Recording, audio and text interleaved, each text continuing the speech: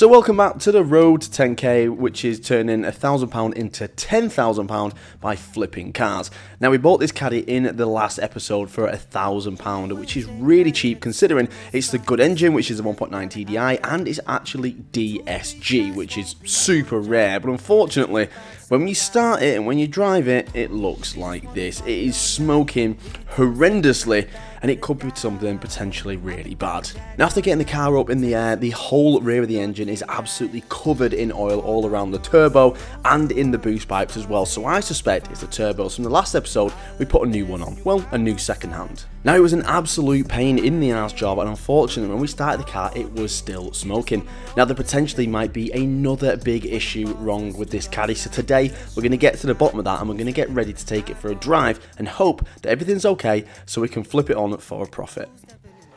Welcome back to hell, everybody. This is my version of hell right here. This is not fun to work on, and it's a diesel. So every time I start it up, I just get reminded that it's a diesel. It's not even nice to listen to. And especially since for the past 2 days, I've actually been working on my S14. So this is my S14, which I bought as a bare shell, and we're putting a turboed M54 engine in there. So we've got the M54, we've got the big turbo here, and we're literally building it from scratch. And yesterday, the past 2 days, I've been working on this. We've got the engine in, I've got all the wiring in, it's turning over on the key, we've made all the brake lines, we've done all the fuel, we've run the fuel lines, and I've spent the past 2 days doing this. I really love doing this. I like building cars. This is proper cool. It's going to be a really cool drift car. Fixing diesels clearly hasn't as fun. And today we've got to do some even more boring jobs on this Caddy, because we've got to do a timing belt. Now, I am really not looking forward to doing this job on this Caddy, because the last car we had was the Audi S3. It's still sat outside. I need to take it, I just need to do a few more things before getting it for sale. And this is prolonging that whole experience. But doing a timing belt on this, I've had a look at, I watched a little YouTube video this morning, and it looks basically an exact replica of doing the timing belt on the Audi, which was an absolute nightmare. So I'm really not looking forward to doing this job today because of that. Now, in the last video, we changed the turbo as it was smoking like hell from the back. And now there was so much play in the turbo. Now, we've put the new turbo on. It was an absolute pain in the ass of a job, and it is running. It is still smoking a little bit, but there's still going to be a ton of oil in the back of that exhaust, because the whole back of the engine is soaked in oil. In fact, it's left a massive mark in a puddle just where that leftover oil has been dripping, because the engine's not even been running. So much oil has been going through the back of there. So God knows how long that's going to take to actually clear up. A few people have said to me that there potentially might be an injector issue on this. Now, a big issue with these engines is that they're only held into the head by one bolt. So what happens is vibrations over time actually elongates the injector seal, and oil goes through into the combustion chamber, and then hence why it burns oil. Now, that potentially could be an issue, but I'm not getting any other symptoms. I'm not getting a lot of blow-by through here. If oil's getting into the cylinder, that means combustion is going to be coming back into the top of the engine. I'm not getting much blow-by here. I've got no carbon build-up around the injectors. It starts fine. It runs fine. To me, I think it's fine. I'm not getting any of the symptoms of a failing injector. I'm not getting any chuffing. I'm not getting any hissing. I don't get any other symptom other than the smoking, and the turbo was gone. So for now, I'm going to ignore the fact that we have an injector issue, because I don't think we genuinely do. But later down the line, if we've got one, we're going to have to fix it. But for now, let's do this timing belt. So yeah, doing a timing belt on this looks like to be very similar to the Audi S3 BAM engine, which I'm not happy about. So it took me a whole day to do it last time. So first of all, I'm going to start by removing everything over from that left-hand side of the engine, so I've got as most room as possible to access the belt.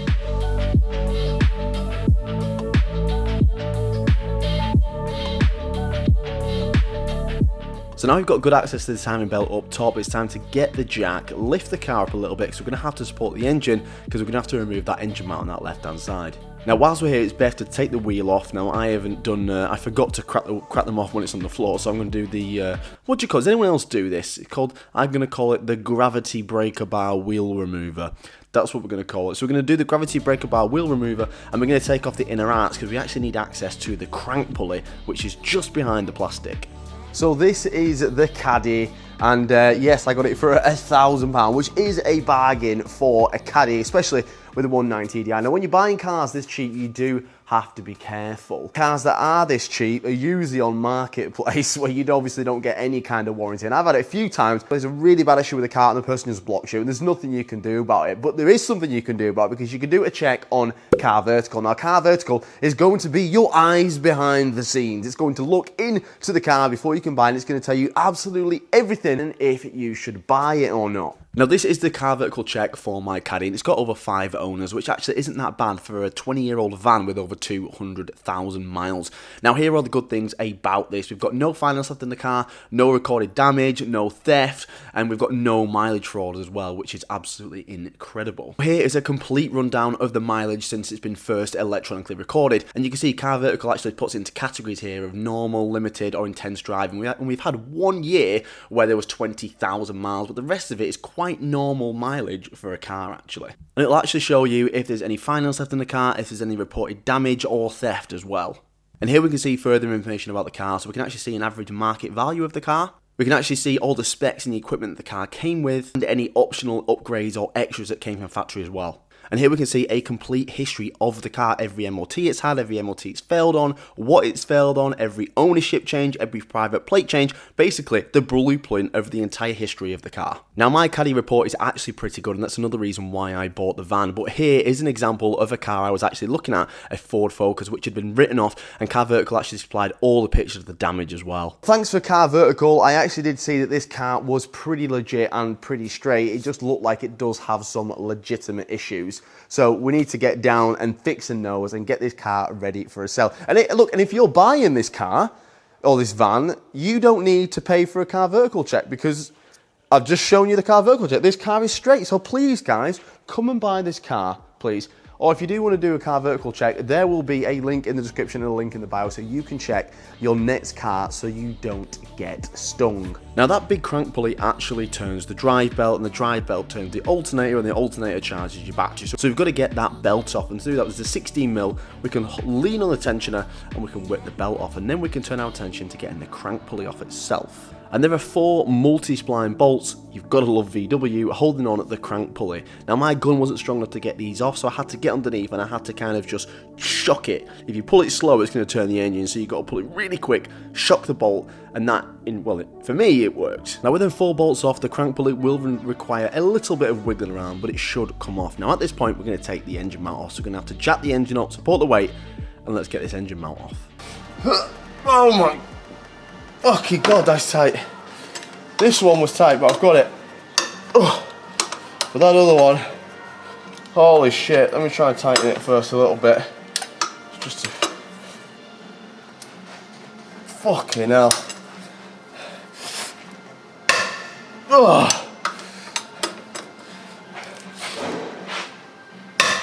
Fuck me.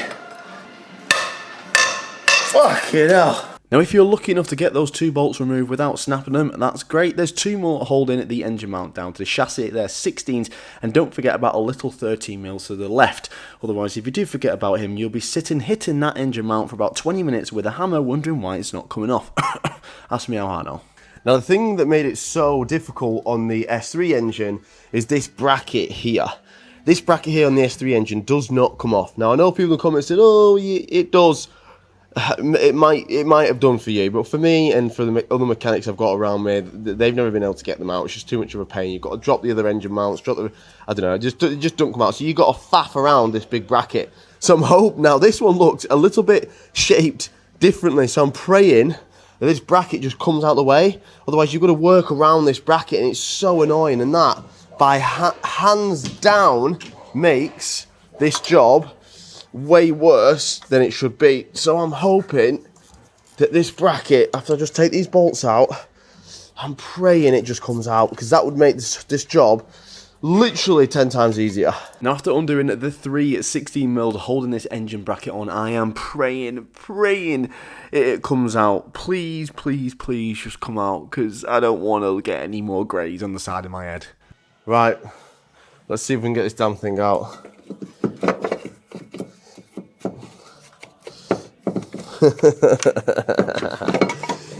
Oh, VW. Like they've designed this to be some kind of Chinese puzzle, where it's purposely impossible to do, Because like you think, oh, I'll get it over that gap, but then there's a bit down there which is designed perfectly to fit in another gap. Go all the way up. It'll be easier to do the, oh! Come on! The thing is, like, with that out of the way, it'd be so much easier, but it's just not. It's just designed. There we go, that'll do. That's out of the way enough. We've actually got pretty good access to a lot of stuff there. Although I can't, okay, oh well, I think I'm gonna have to take this belt tensioner. That's gonna come off because it's hiding in front of the water pump. But we've actually got a lot of, quite a lot of room there, more than the S3. So I'm not gonna rush this job and get angry, because I got very angry doing the S3.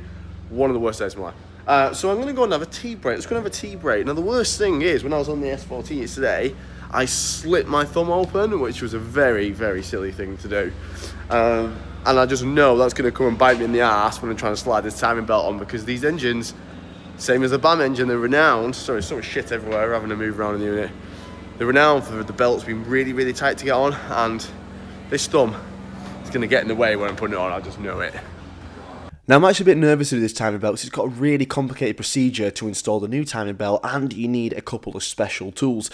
Now luckily Steve's got the special tools, but how to install a few of the parts is really, really, really tricky, and I'm a bit worried to do it, to be honest. But we've just got to remove a couple more things to get access to the timing belt, and we have to take off the belt tensioner, and then we can take off all the covers as well, which are just held in by a few 10mm, and then we're at the scary point. So we've got everything off and the timing belt is fully on show. We can actually easily access everything. This is going to be much easier than doing the S3 belt, where we had to work our way around this being in front of everything. Luckily we can get access to everything here without this big bracket getting in the way. Now, I did read something about some special tools, so I'm going to go and speak to Steve from AMD, as he's the timing belt man, and just make sure that I've got everything correct. I might need to put some special tools in here. I've seen some rods going in here to keep the cam in place, and I've seen a special tool to go in the crank as well. Now, I don't have many special tools, so I don't really do many timing belts. So I'm going to go and get Steve, and hopefully Steve will point us in the right direction so we get this all correct and we don't blow up. Well, has anyone ever blown up a PD engine? Not sure, don't think so. I think they might have just jinxed it.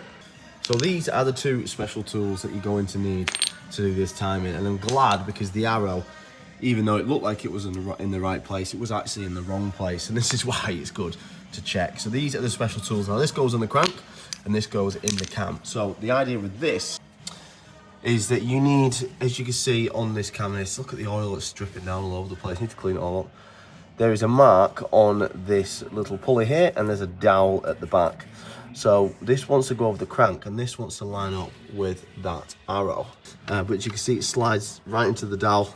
So that's going to lock that cam pulley in time there. And there's a little dowel at the back. Now it won't go in if it's not in that dowel. You see the dowel at the back? Slides in there like that. And now, once we've got that, we've got this little tool here, which is going to lock the cam into the head. Now you want these teeth pointing up. I've just had to go 180 degrees so they were pointing down. I couldn't get this in. So you want these teeth bits pointing up, and then there'll be a little hole in the head through there. Slip into like that. And with a 5mm hex, you can actually release tension off the timing belt tensioner, and you can remove everything, including the belt. So there's three 10mm bolts to change the water pump over, and I put the engine on a jack stand, because this is going to piss water everywhere. Now this water pump had been on this engine for so long. In fact, I had to get a massive chisel like this and almost break it just to release it from the engine. And when we pulled it out, it was full of shit. So I definitely got some sandpaper and just cleaned the inside of the engine block just a little bit where that mating surface is for that water pump. And with it cleaned up, we can get our new water pump. And I'm just going to put a little bit of rubber grease on the O-ring just to make it sit a little bit better. And we can install the new water pump with the same 3 bolts we removed to take it off. That makes sense. Now, if I get anybody in the comments saying, "Where's your torque wrench?" I'm going to come around to your house and say, "Right, well, if you've got one, I'm going to lend it off you." So I don't have one. If it doesn't move, right? If it doesn't move, like a bearing, a wheel bearing, or an engine component, or something like that, then yeah, fair enough. Torque it down, you know, to spec. Everything else, Do you really need to? That is the question. Obviously, I wouldn't recommend the first person, if you've never worked on a car, I wouldn't recommend not using a torque wrench because you don't understand the feel, you know. Now, I'm not saying I do understand the feel, but I understand the feel. I know how tight something was coming off. Now, the amount of times I've torqued something down and I'm like, I don't feel confident with that. I'm going to do it a bit tighter every time. So just you know, just be careful of what you bolt into. If you bolt into alley, then obviously be a little bit more careful. But I always say, over tight is safer than something that's not tight enough. Do you agree with me, or am I absolutely stupid for not talking anything down? Should be fucking sound. Don't worry about it. So this is a sliding pulley. So the reason we put this into the head is it actually locks the cam. And it has a pulley over the top of the cam like this. Now the reason for this is that it gives you like leeway, it gives you play in the timing belt. For example, so if you've got it in the middle like that, and you pull the pin on the timing tensioner, obviously the belt's going to move to the left or the right. It's going to go doot, or it's going to go doot. Now the reason for that is that say if you had it all the way to the left like this, and you pull it can't tighten. It can't pull a pulley over. So we're going to do it. So we want it right in the middle. So we've got leeway this way and leeway that way for however the belt's going to tight. Sorry guys, I've got a lovely little cookie here. So it gives the belt free way to move a bit under tension without, you know, knocking off the timer. Story. Everyone here know much of everyone in here knows how much of a miserable bastard I am. So they bought me a cup of tea that says cup of positivity. Right, now the pump's on, we can put the belt around. So I'm going to put the belt around first. The last belt on the S3, not going to lie, it was an absolute pain in the arse trying to get it on. An absolute pain in the arse. Right, so we've got the water pump on. This is the box of goodies that I got on my S14. If anyone else can watch my S14... Seriously guys, you should watch that content. You will learn a lot. And it's interesting, it's a cool car, not a fucking diesel caddy shitbox. So we've got a tensioner in here. Got the grenade pin. Got a new roller bearing as well. I've even got 2 new nuts, guys. Got 2 brand new nuts today. I've only done 3 timing belts now in my life.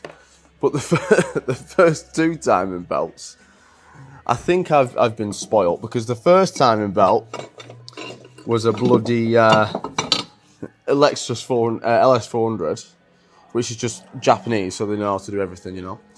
And the second timing belt was a Subaru Impreza, which is probably one of the easiest timing belts ever to do. How does this tensioner go? What the hell?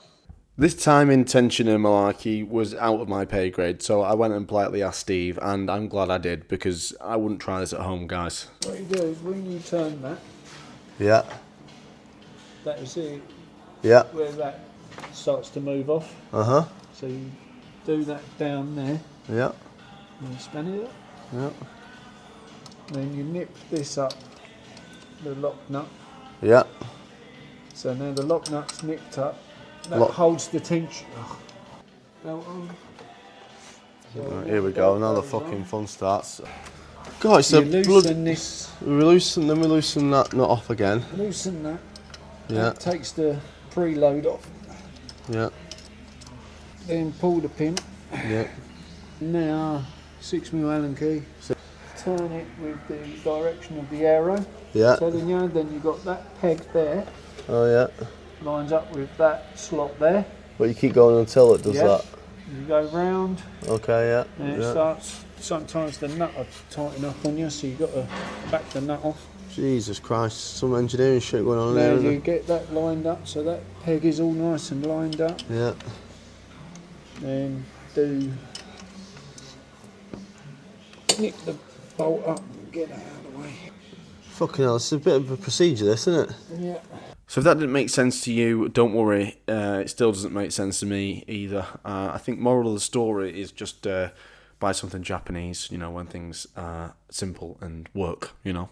But every time I do a timing belt, I always like to turn the engine over at least 4 times just to make sure that nothing is hitting. If you've got it wrong and the valve's hitting the piston, you will hear it and you will feel it by turning over by hand, and you're going to save yourself an engine. So when you do a timing belt, just turn it over by hand, because there's many times where I thought I've lost an engine, but I got very, very, very lucky. Now, I'm not going to bore you on how to put the engine back together. You've got to this point, we've all seen it, let's just crack on. Right, so we're ready to fire up. I have cranked over the engine, and it doesn't feel like I'm getting any resistance. Now, that was a absolute pain in the arse engine to time up. Like, it was easier to do the job than the S3. But in terms of, like, you know, the actual procedure, like, without Steve, I would have been fucked there. I would have been on that for days. So, yeah. Let's start her up anyway. Still going to be smoking. Actually, I'm opening this back door because we're going to get gassed out by derv dust. Let's do this, and then we can start doing some of the jobs and start thinking about getting this for sale. Is it going to start? Oh my God! Starting a car is such a pain in the arse, man. It's better work. We're going to have to probably crank because it's got we've obviously undone all the fuel lines.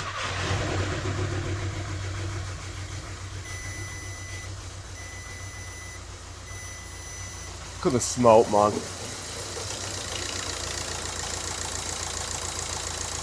He's running. Look. Tell me I've got no coolant, but I know I've not got no coolant. Starts up on the fucking beat, mate. Listen to that. I'm covered by a cloud of derv dust. And if I carry on, it's going to say on my tombstone, death by derv dust. We just need to clean it all out.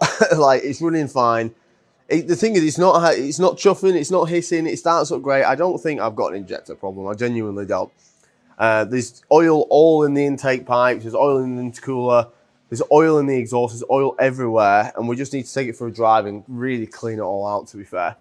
But I'm going to jack it up, get up on the ramp, and I'm going to clean all the back of the engine, because it's full of oil back there, and it's still dripping. There's that much oil in the back, it's still dripping. It doesn't drip out when I'm starting it, it just constantly drips, which is what I just think it's just leftover oil everywhere. And then if there is a leak, we'll be able to actually find it then. Because right now, even if there was a leak, there was no way in hell we'd be able to tell where it's coming from. It's been leaking for so long back there. It's just, the whole engine's black. So let's clean it all off.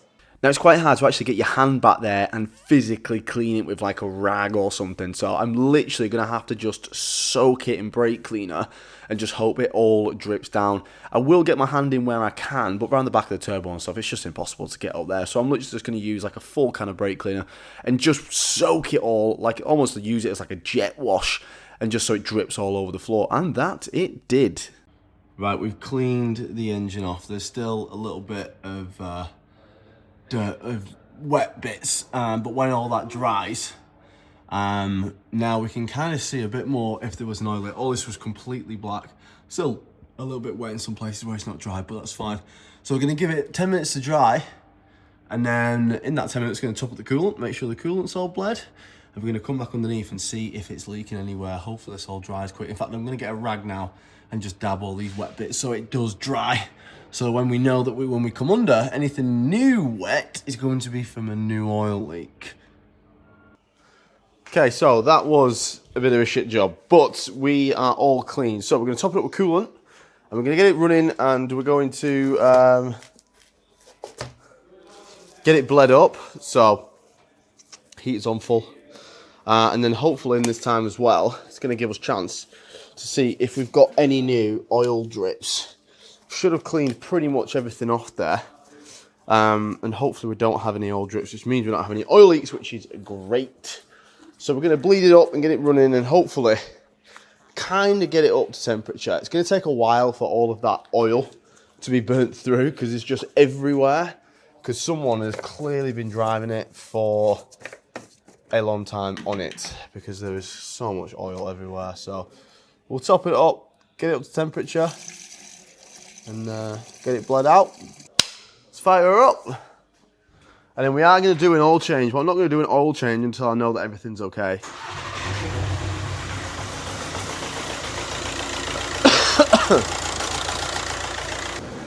Heat is on full, blower's on full.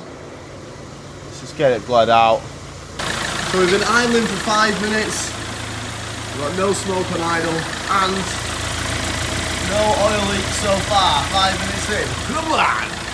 Idling in the unit for around 10 minutes and I've let it cool down. The amount of smoke is barely non-existent anymore, which is amazing. That's only after 10 minutes of idling in the unit. So we're going to do a first start up now, and I'm going to do two footage, a comparison of when we first got it and how bad it was when it smoked when we first start. And let's do one now. On the button.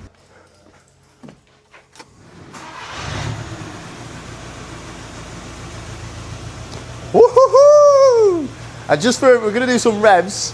Now it's still a little bit smoky because it's only been here. We've not even gone through boost. I can't wait to get out and take it for a drive. I wanted to get out and take it for a drive, but the unit next door to me is having a massive clear out and there's a lot of stuff in the way, so I can't really get out right now. But I do need to, so I'm not sure. We might have to find a way around that. But let's do some revolutions. Bear in mind it's not fully cleaned out, but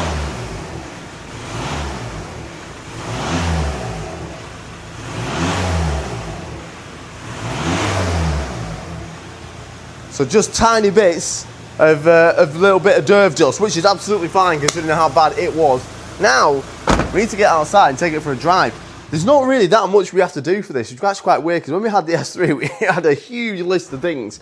To be fair, this van still got an MOT. The brakes are good, all the tyres are new, everything is good underneath.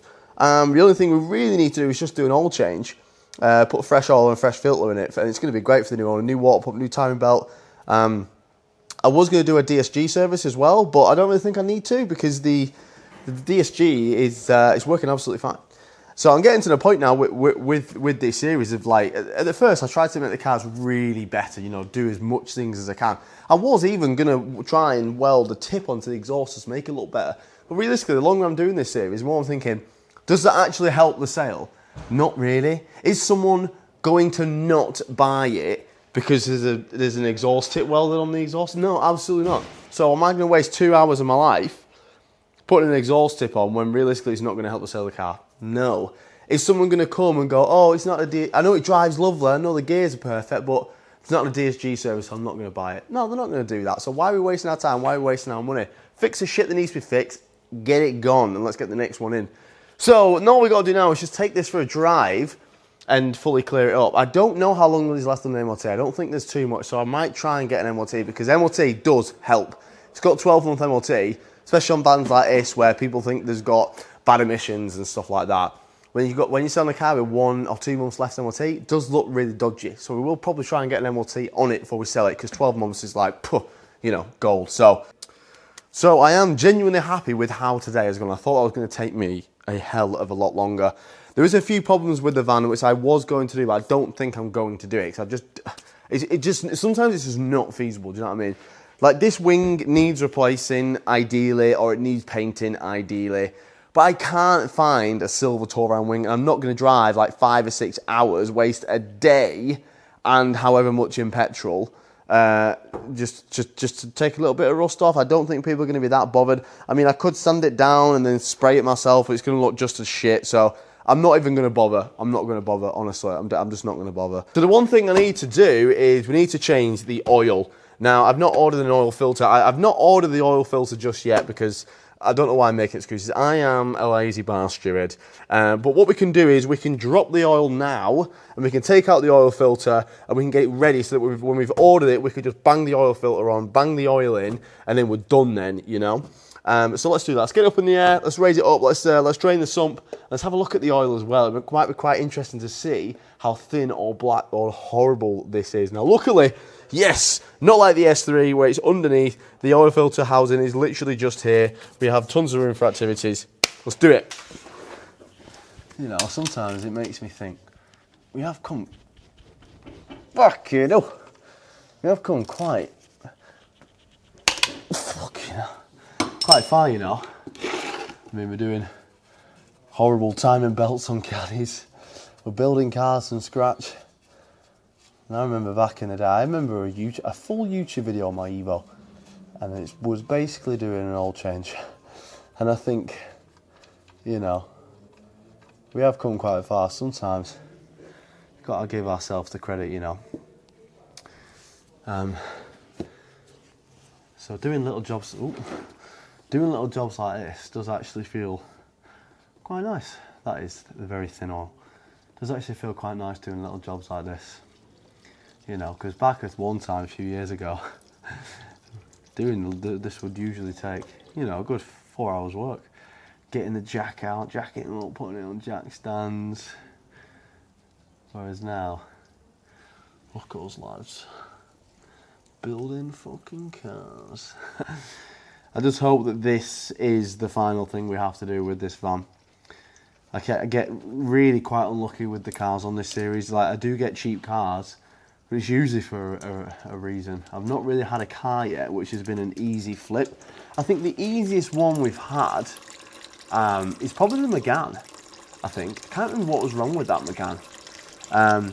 But I genuinely think that was the easiest one we've had. I think the worst...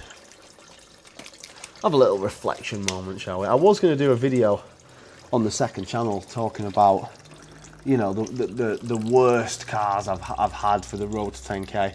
I think I was just going to wait until I met the mark of getting 10,000 before I actually did that. But I think the worst one has been the Audi S3.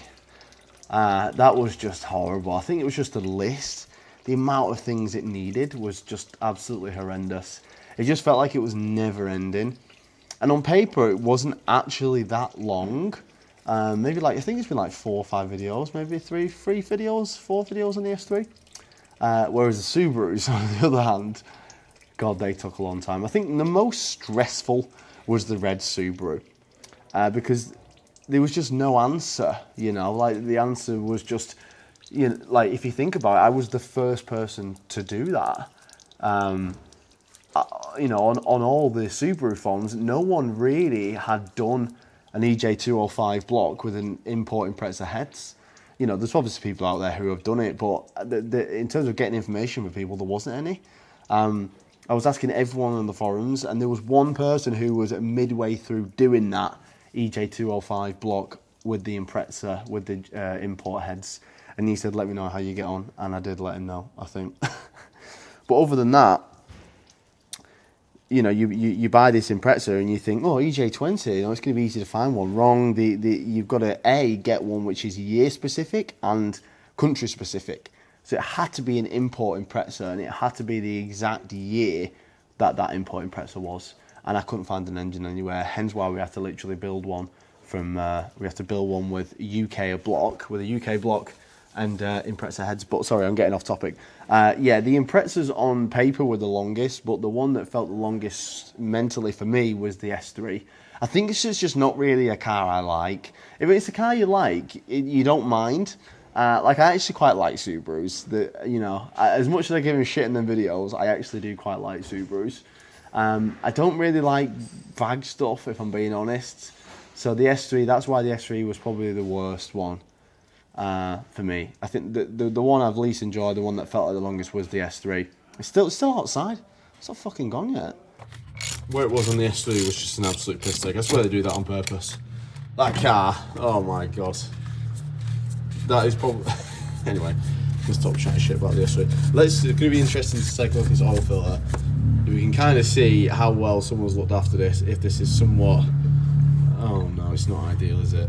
So anyway, guys, I've ordered the last of parts that I need to get this Caddy done, and we're going to take it for a drive and just pray that we clear up all of that smoke and it stops smoking. I really want to get rid of this. This should have been an easy flip, and I hope it is. So if you are interested in the Caddy, let me know, message me on Instagram. But for now, we'll see you in the next video. Peace out.